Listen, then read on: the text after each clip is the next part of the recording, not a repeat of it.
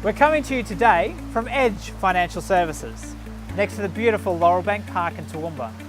We need to discuss recent talks on the First Home Buyers Grant, new tax depreciation legislative changes, plus an update on the budget, in addition, of course, to our monthly review of May. The First Homeowners Grant will be changing from July 1.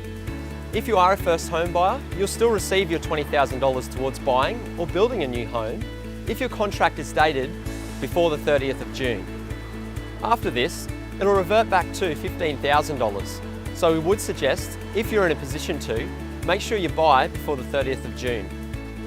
Now let's talk about the budget and how it's going to affect you and your properties. Continuing along the same vein, from July 1, 2017, individuals can make voluntary contributions of up to $15,000 per year and $30,000 in total to their superannuation account to purchase a first home. These contributions, which are taxed at 15%, along with their deemed earnings, can be withdrawn for a deposit. Withdrawals will be taxed at the marginal tax rates, less than 30% offset, and allowed from July 1, 2018. Secondly, if you are over 65 and sell to downsize your property, the government is allowing you to put up to $300,000 into your superannuation fund. Importantly, the normal super contribution rules, such as the work test requirements that currently apply to those over the age of 65, do not apply for these particular contributions. And they can also be made up by those with more than 1.6 million of total superannuation. Make sure you seek professional advice through somebody like Scott from Edge Financial or your accountant before you are thinking about downsizing, so you can take full advantage of these savings. Another change is to the tax depreciation on investment properties.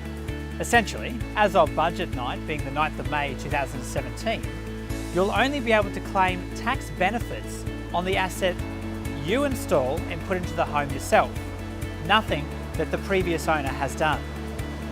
This may invite less investors into the market as there are lower tax incentives. Have a chat to Zach from Gleeson Quantity Surveyors. He'll be able to guide you along this path.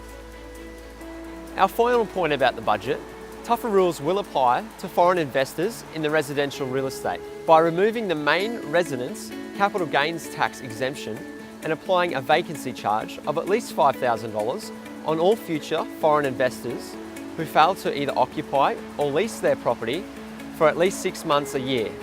Developers will also be prevented from selling more than 50% of their new developments to foreign investors.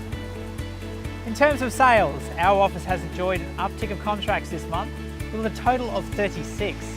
This has been encouraging to see moving into the colder months of the year. We are confident of maintaining these strong numbers, with a number of homes also hitting the market throughout the month. And finally, a quick recap of property management.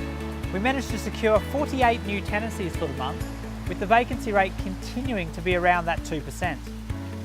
Thank you for watching. We look forward to keeping you updated over the years.